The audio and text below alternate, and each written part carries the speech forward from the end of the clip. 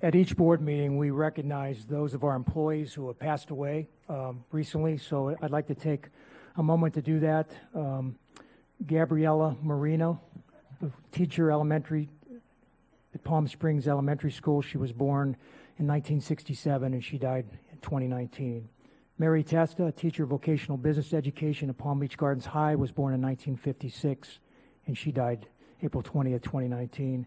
And David Tiddens, a carpenter with facility services, born in 1957, died May 3rd, 2019. If we could take a moment silence to remember these employees of ours who we lost and their families.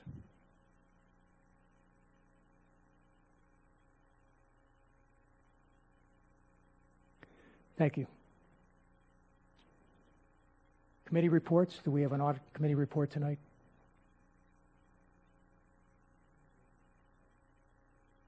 Mr. CORC. The audit committee report is attached. Construction Oversight Review Committee, Mr. Doctor.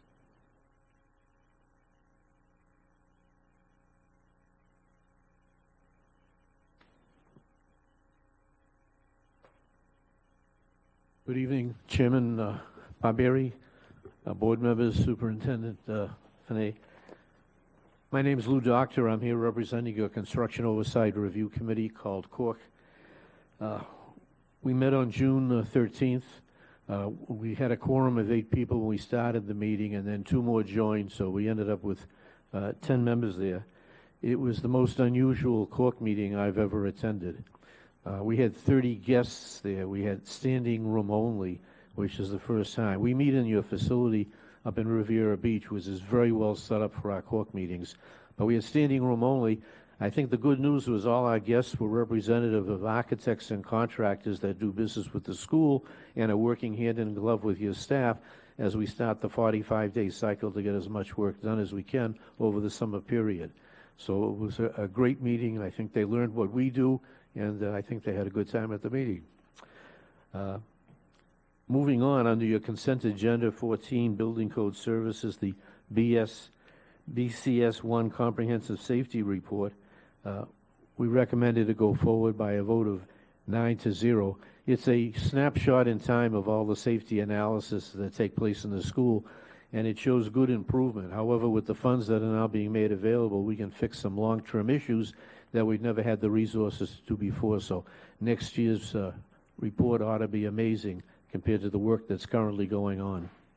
For example, we didn't have ADA requirements when some of these facilities were built, and now we can take care of those problems. Under facility construction, FC1, FC2, and FC3, we recommended they all go forward on consent. FC2 had a significant scope change. They returned $256,000 to the accounts of the budget due to a revision in the scope of work. Under purchasing construction, there were 6 items that CORC reviewed, actually 7 items.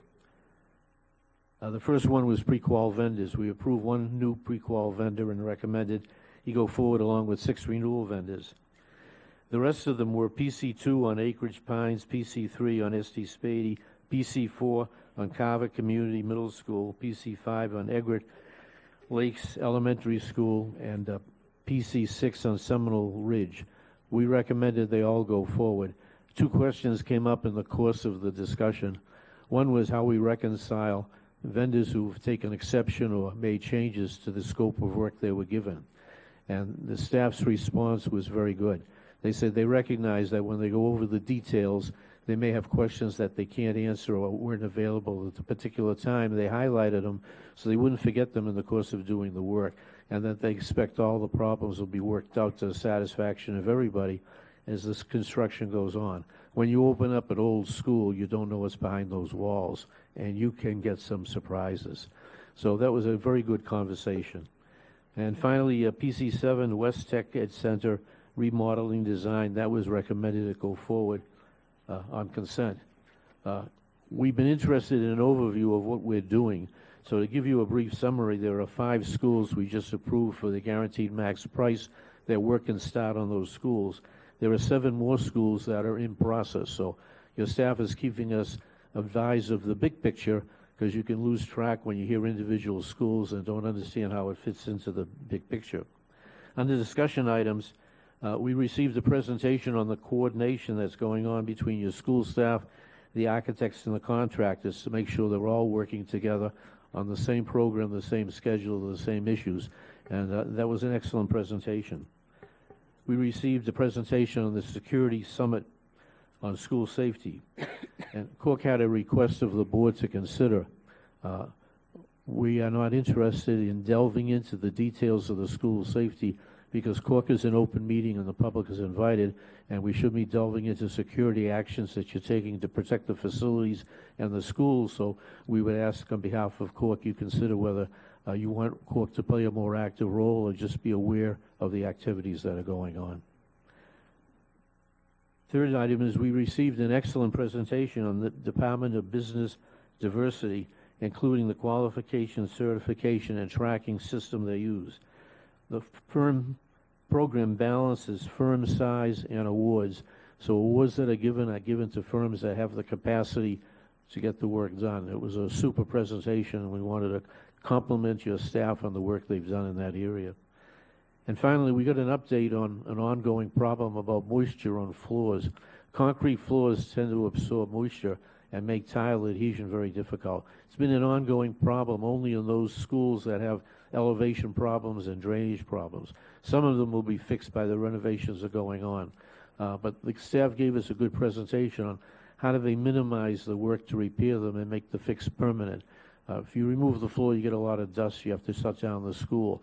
And we don't certainly want to do that, but we don't have the time to do all the schools at the time they have been done. So a number of vendors have come forward with suggestions and ideas, and your staff gave us an update on what they think is the most cost-effective way to do it. As you know, some of the big commercial operators use polished concrete. They don't have to worry about tile and adhesion and moisture and the rest. In other schools, we've had teachers take off their shoes and put on slippers so they don't ruin their good shoes due to water. And that's generally caused by settling of the structures of the school that have been around for so long. The drainage is no longer adequate. So it was a good update. Your staff is on top of it, and we appreciate the briefing that they gave us. And I'd be happy to answer any questions you might have. Any questions?